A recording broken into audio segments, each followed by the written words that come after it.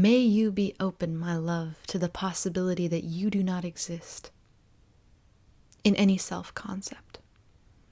And that instead what you try to control and define and own are patterns that were set into place long before you were even a twinkle in a great ancestor's eye.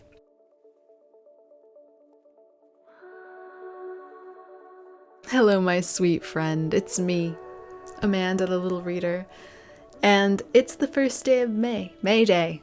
Okay, there are a lot of May jokes that could happen here. I'm going to keep them to a minimum. But I have to tell you, it's been a long and arduous journey to get back to you, my love. And what I'm back with is a question, one that I'm going to ask you every single day this month. And it goes like this.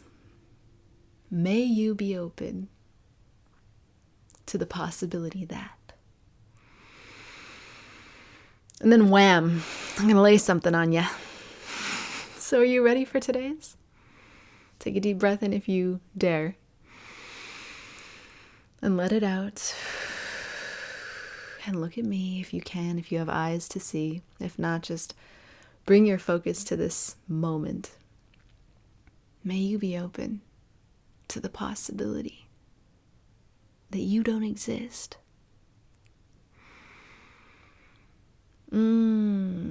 It's loaded, dearie. It's loaded with connotations. Contemplate it. In the spiritual community, there's a mixed message there. You don't exist is on one side of the spectrum, and you are God is on the other. And as usual, my love, both are true. It's a paradox. This experience, this human experience, is one founded principally on duality.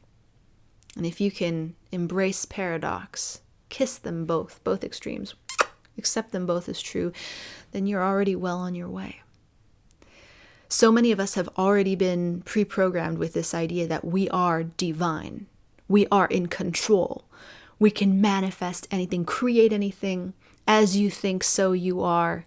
And I'm not going to drop any names, baby, but there is a whole host of sexy self-help books about changing your mind to change your life. We can even go straight back to The Secret, which was a phenomenon when I was just a wee tot. I was raised on it, my love, in a weird twist of fate, because I was also raised really evangelically Christian. So I guess, talk about a paradox. Long story short, baby, you've been told that you have too much control. And before my light burns out, it is about to. I can see it. I will ask you to hold this possibility open just for today, that you do not exist, not in the way you think. See, you've been taught that you're a self-concept and that you can define yourself, and that somehow defining yourself is empowering, and it is, up until a certain point. It's empowering for the mind. But if you seek to go beyond the mind, as I know you do, then there comes a time when we must take all the stories we tell about ourselves, even the good ones, and give them a little kiss and set them free. Because even good stories are limiting stories. Any story lives here. But you don't exist here. You light that place up, but you're not trapped there. You don't exist here in the body. You light this place up, but you're not trapped here. You don't exist here in the heart. You light this place up, but you're not trapped here. You think thoughts, you feel feelings, and maybe if you're fortunate, you have mobility over this thing we call flesh. But that's not you. And the more we tell stories about the body, about the mind, about the heart, what we think, what we feel, what we want, what we hope to do, what we aim to do, the more we go through our days trying to explain why we're in a bad mood or in a good mood, or why we desire this or desire that, the more we go through our days trying to understand ourself. the more ultimately we lose ourself. May you be open, my love, to the possibility that you do not exist in any self-concept. And that instead what you try to control and define and own are patterns that were set into place long before you were even a twinkle in a great ancestor's eye. This is why some spiritual texts go as far as to tell you who the first patterns were by name.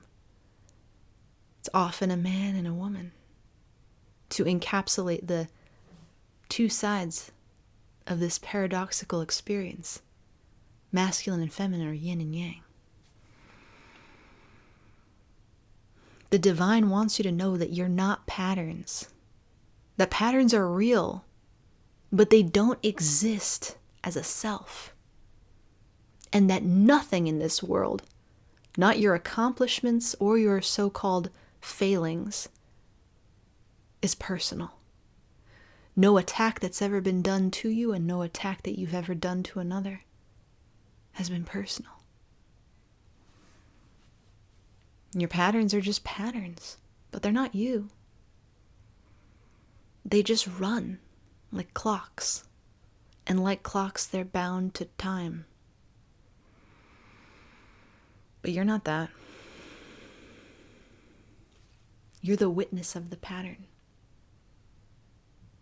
And where your mind seeks to control and change it or define it or understand it in order to turn it into something else or optimize it, or where the heart seeks to try to express what it feels and share it so it doesn't feel loneliness, so that it can have intimacy, or where the body strives for survival and to pass on its genetics and to stay well and to stay healthy,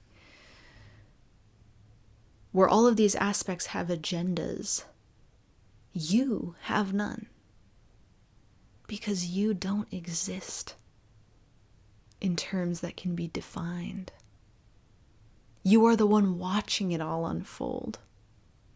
And it is possible to step into that role, to really feel that, to really identify with the divine rather than with the patterns. May you be open to the possibility that you don't exist as old stories or as wounds or as traumas or as your genetics or your ancestral line or what's happened to you or what you hope to happen to you. May you be open to the possibility that you are already something greater. And it doesn't require that you do or change or optimize a thing. It only requires that you be open to surrendering to the premise that if all of these patterns, as much as you love or hate or some mix of those two, as much as you have feelings about them and thoughts about them, if you can surrender to the possibility that they're not you, they're just a show that you were meant to watch, an experience that you were meant to steward, a divine play that you were meant to applaud at and celebrate.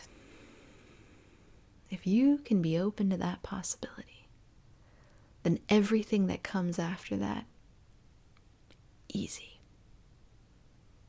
Easy, easy, easy.